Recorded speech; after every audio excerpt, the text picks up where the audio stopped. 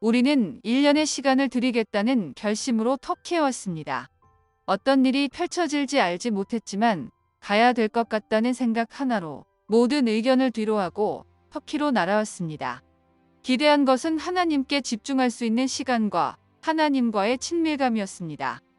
작년 9월에 이스탄불에 와서 DTS 강의를 시작했는데 처음 경험해보는 예배 스타일이 낯설었고 사랑으로 환영해 주시는 선생님들이 좋았지만 새로운 관계를 맺는 것이 조심스러웠습니다. 내 안에 하나님과 멀어진 부분이 많았기에 이런 죄와 어려움을 공동체 안에서 드러내는 것이 부담스럽고 수치스러웠습니다.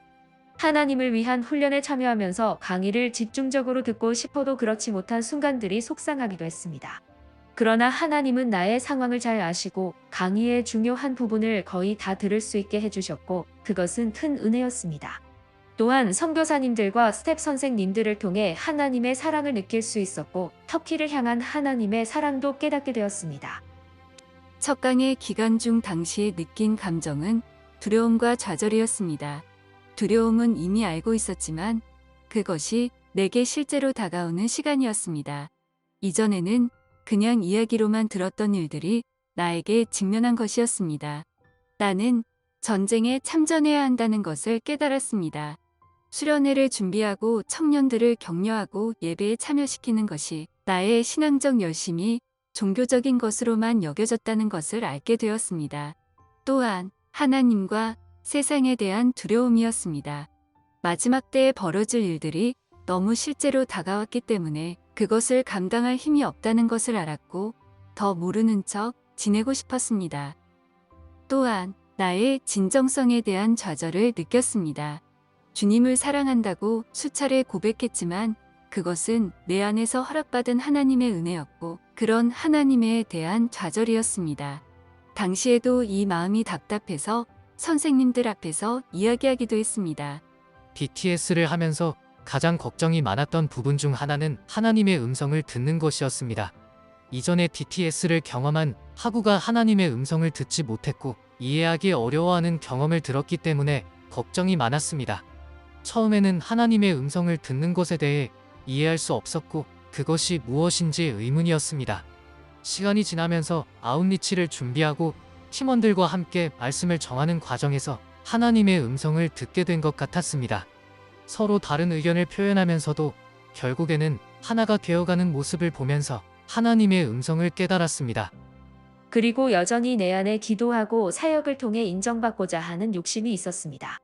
그러나 DTS 강의를 들으면서 너의 하나님 여호와가 너의 가운데에 계시니 그는 구원을 베푸실 전능자이시며 너를 기뻐하실 것입니다. 라는 성경 구절을 통해 하나님께서 내 안에 충분하다는 것을 깨달았습니다.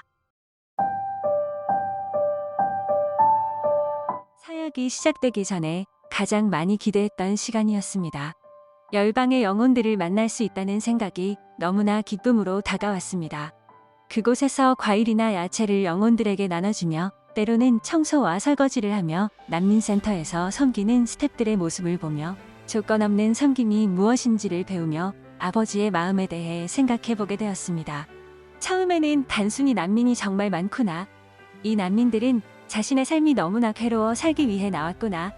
삶의 터전을 찾고 있구나라는 생각이었다면 그들을 바라보며 점점 들었던 생각은 이들이 더 나은 환경을 위해 나왔지만 이들을 이렇게 나오게 하신 분은 하나님이시다. 하나님은 이들을 향해 어떤 계획과 의도를 가지고 그리스까지 오게 하셨을까? 라는 궁금함이 생겼습니다. 그리고 곧 생각이 들었습니다. 각자의 나라에 있었다면 평생 동안 복음을 들을 기회가 없을 사람들이 너무나 많았습니다. 그러나 이곳에 나온 적어도 제가 얼굴을 마주하고 있는 이 영혼들은 하나님께서 이들에게 예수 그리스도의 진리의 복음을 알려주시기 원하셔서 다른 일반적인 사회에서 운영하는 난민센터가 아니라 예수 그리스도를 알고 전하는 사역을 함께하는 난민센터로 나아오게 하셨구나. 그렇다면 내가 이들에게 복음을 전하고 싶다는 생각이 들었습니다. 너무나도 신기했던 건 그리스까지 나아오는 난민들이 대부분이 터키를 거쳐서 나오게 되며 터키어를 할 줄 안다는 것이었습니다. 터키어를 터키가 아닌 다른 나라 그리스에서 사용하게 될 줄은 생각도 못했지만 그곳에서는 영어보다 터키어가 더 잘 통하는 것을 보며 하나님 안에서의 시간은 하나도 헛된 것이 없구나 하나님은 모든 것을 미리 준비시키시고 훈련하게 하시는구나 라는 생각이 들며 너무나 감사함으로 소통하고 한마디라도 예수님에 대해 전할 수 있는 시간이었습니다. 그들이 받아들이지 않았지만 꿈으로 환상으로 지금도 여전히 무슬림들에게 찾아가 역사하시는 하나님의 역사하심을 기대합니다. 지극히 작은 우리를 통해 그들 가운데 예수 그리스도의 복음을 듣게 하신, 그들의 삶에 착한 일을 시작하신 하나님께서 그들의 삶을 이끌어 가실 것을 기대합니다. 예배 인도를 1시간에서 2시간, 일주일에 4번의 예배를 하는 것은 쉬운 일이 아니었습니다. 평소에 나 스스로도 예배 인도에 대해서는 능력이 없다고 생각했지만 왜 내가 인도를 하겠다고 손을 들었는지 시간이 지난 지금도 이해할 수 없습니다. 그래서 하나님이 나를 훈련의 자리로 이끌어 가셨던 것 같습니다. 평소에 수다를 떠는 것을 너무나도 좋아하는 저이지만 매일매일의 예배를 준비하기 위해서는 시간을 따로 내서 하나님 앞으로 나아가야만 했습니다. 기타를 연주하는 것도 부족했고 기타를 연주하며 찬양을 부르는 것은 더 어려웠습니다. 기타 코드를 치면서도 음정을 잡는 게 어려워 같은 코드를 몇 번이고 반복하며 시작하지 못한 적이 많았습니다.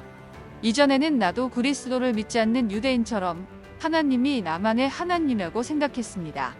하나님이 고넬로의 사건을 통해 이방의 하나님이 되시면서 유대인들의 교만과 시기의 마음을 다루시고 동시에 이방인을 얻으셨습니다. 저는 이렇게 이방인으로서 생명을 얻었지만 유대인의 자리에 서서 교만이 가득한 것을 보게 되었습니다. 이 모든 것이 하나님을 올바로 아는 지식이 없음에서 비롯된 것임을 느꼈습니다. 율법의 첫째 계명처럼 나 자신을 위해 하나님을 만들어내는 죄를 짓지 말아야겠다고 생각했습니다. 내가 믿는 하나님이 정확히 어떤 분이신가? 그분이 계시하신 말씀에 초점을 두어야 하고 내 생각에 두어서는 안 된다고 생각하게 되었습니다. 그때부터 예배에서 제가 어떤 분을 예배하는지 정확히 알게 되었습니다. 그분 앞에 엎드려지고 주님의 보좌의 위엄이 보이는 것 같았습니다. 주님의 보좌의 위엄과 영광의 빛 앞에 내 생각이 점점 해져가는 것을 느꼈습니다. 내 중심적으로 생각하던 것들이 보이고 그것들에서 돌이켜 하나님 중심으로 살고 싶다는 갈망이 생겨났습니다. 그렇게 예배가 회복되기 시작했습니다. 돌아오기 이틀 전 기도의 집에서 이스라엘 중보기도 예배를 드릴지 말지 선택할 수 있는 기회가 있었습니다. 나는 예배를 놓치고 싶지 않았고 제 어떤 일보다 예배를 선택했습니다. 하나님께 정성을 다해 예배했고 이것은 DTS를 통해 일어난 가장 큰 변화이자 간증입니다.